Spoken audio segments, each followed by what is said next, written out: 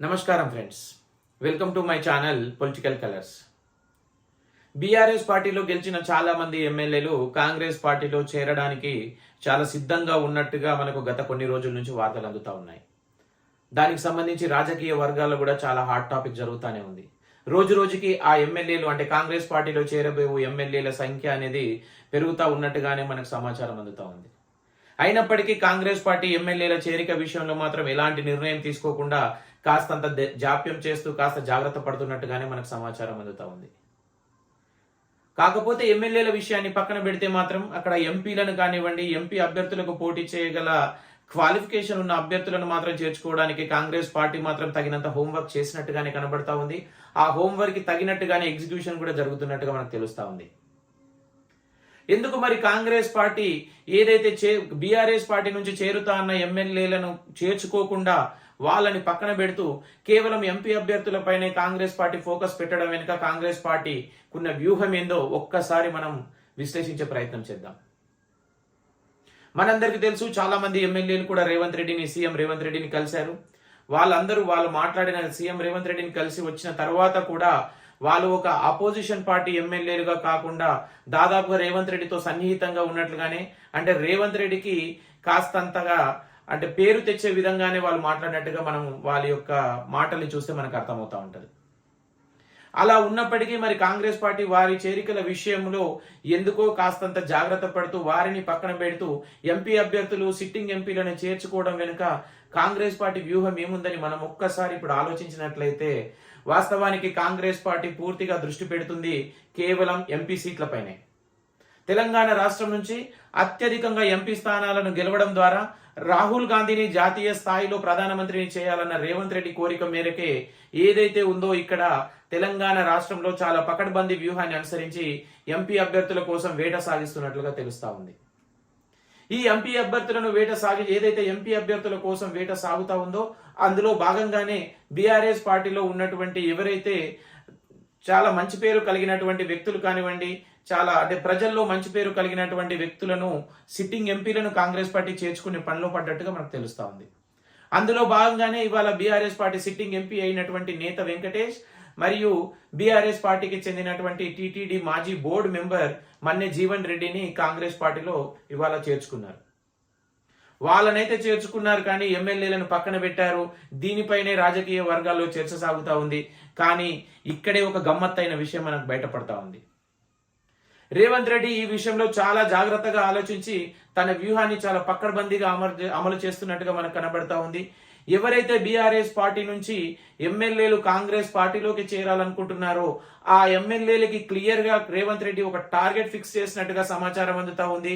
మీరు మీ నిజాయితీని ప్రూవ్ చేసుకోండి, మీరు కాంగ్రెస్ పార్టీకి మీ ద్వారా ఏం లాభం జరుగుతుందో చేసి చూపించండి, అది చూపించిన తర్వాత మాత్రమే కాంగ్రెస్ పార్టీలోకి వచ్చి ప్రభుత్వంలో భాగం కండి అన్నట్టుగానే రేవంత్ రెడ్డి వాళ్ళకు ఒక టార్గెట్ ఫిక్స్ చేసినట్టుగా తెలుస్తా ఉంది. ఇప్పుడు ఎవరైతే ఎంపీ అభ్యర్థులను కాంగ్రెస్ పార్టీలోకి చేర్చుకొని కాంగ్రెస్ పార్టీ టికెట్ ద్వారా ఎంపీలుగా పోటీ చేయిస్తామో అలాంటి అభ్యర్థులను మీరు బీఆర్ఎస్ పార్టీలో ఎమ్మెల్యేలుగా ఉంటూనే ఇక్కడ కాంగ్రెస్ పార్టీ ఎంపీ అభ్యర్థికి మద్దతు తెలపడం ద్వారా కాంగ్రెస్ పార్టీ ఎంపీ అభ్యర్థిని గెలిపించడం ద్వారా మీరు కాంగ్రెస్ పార్టీకి దగ్గరయ్యే ఛాన్స్ ఉంటుంది అని వాళ్ళకు ఒక మంచి ఆఫర్ ఇచ్చినట్టుగా తెలుస్తా ఉంది. రేవంత్ రెడ్డి చాలా జాగ్రత్తగా ఈ వ్యూహాన్ని అమలు చేసినట్టుగా కనబడతా ఉంది. ఎందుకంటే వారిని ఇప్పుడే చేర్చుకున్నట్లయితే గనక వాళ్ళు కూడా ఏదో అందరు ఎమ్మెల్యేల మాదిరిగానే అంటే ఏం టార్గెట్ లేకుండా ఏదో జనరల్ గా వచ్చి చేరిపోతా ఉంటారు. అందులో వారు మొన్న బీఆర్ఎస్ పార్టీ టికెట్ మీద గెలిచారు కాబట్టి వాళ్ళు కాంగ్రెస్ పార్టీలోకి వస్తాను అని అంటే కనుక వాళ్ళు డెఫినెట్ గా కాంగ్రెస్ పార్టీకి ఏదైనా లాభం చేసినట్లయితేనే వాళ్ళని తీసుకున్నప్పుడు మనకు కాంగ్రెస్ పార్టీ అధిష్టానాన్ని మెప్పించినట్టుగా ఉంటుంది.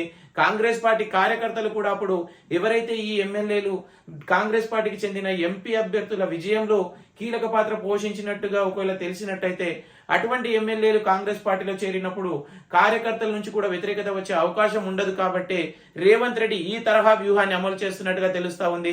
ఈ వ్యూహం అనేది ఏదైతే ఉందో ఇది పకడ్బందీగా అమలు అయినట్లయితే కనుక బీఆర్ఎస్ కి ముచ్చెమటలు పట్టే అవకాశం ఉంటుంది. ఎందుకంటే ఈ ఎమ్మెల్యేలు బీఆర్ఎస్ పార్టీలోనే ఉంటారు. ఆయా నియోజకవర్గ బాధ్యతలను ఎలాగో ఎమ్మెల్యేల స్థాయిలో వీళ్ళే నిర్వహించాల్సి ఉంటుంది. కానీ ఇక్కడ బీఆర్ఎస్ పార్టీ బాధ్యతలు నిర్వహిస్తూ అందులో లోపల కాంగ్రెస్ పార్టీకి మద్దతు తెలపడం ద్వారా ఈ విధంగా కాంగ్రెస్ పార్టీ ఒక ద్విముఖ వ్యూహాన్ని అనుసరిస్తున్నట్టుగా తెలుస్తా ఉంది. అందుగురించే బీఆర్ఎస్ పార్టీ ఎంపీ అభ్యర్థులను చేర్చుకుంటుంది. కానీ ఎవరైతే గెలిచారో ఎమ్మెల్యేలను వారిని మాత్రం చేర్చుకోకుండా ఎంపీ ఎలక్షన్స్ వరకు వేచి చూసే ధోరణి పాటిస్తున్నట్టుగా తెలుస్తా ఉంది. వాళ్ళకి క్లియర్ గా టార్గెట్ ఫిక్స్ చేసినట్టుగా తెలుస్తా ఉంది. ఎవరైతే ఎమ్మెల్యేలు ఆయా పార్లమెంటు పరిధిలో కష్టపడి కాంగ్రెస్ పార్టీ ఎంపీ అభ్యర్థిని గెలిపిస్తున్నారో అటువంటి వారికి మాత్రమే కాంగ్రెస్ పార్టీలో చోటు ఉండబోతుంది అన్నట్టుగా క్లియర్ గా వాళ్ళకి ఒక టార్గెట్ ఫిక్స్ చేయడం ద్వారా ఆ బీఆర్ఎస్ పార్టీ ఎమ్మెల్యేల ద్వారా కాంగ్రెస్ పార్టీకి ఓట్లు వేయించుకునే పనిని రేవంత్ రెడ్డి చాలా పకడ్బందీగా చేపించబోతున్నాడు అన్నట్టుగా తెలుస్తా ఉంది. ఈ వ్యూహం తెలిస్తే గనక బీఆర్ఎస్ పార్టీకి మైండ్ బ్లోయింగ్ అయ్యే అవకాశం ఉంటుంది.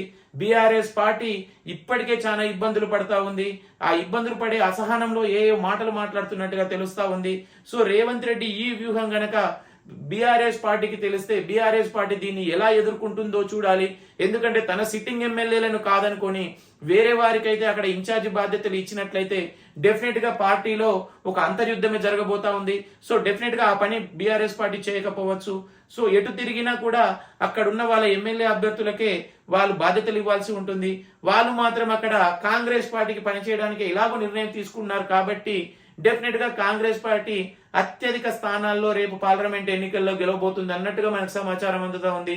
చూడాలి మరి ఈ వ్యూహంలో ఏదైతే కాంగ్రెస్ పార్టీ మరియు రేవంత్ రెడ్డి రచించిన ఈ వ్యూహాన్ని బీఆర్ఎస్ పార్టీ ఏమైనా తట్టుకోగలుగుతుందా, లేదు కాంగ్రెస్ పార్టీకి అన్ని ఎంపీ సీట్లను అప్పజెప్పబోతుందా అనేది తెలియాలంటే ఎలక్షన్ అయ్యేంత వరకు వేచి చూడాల్సిందే.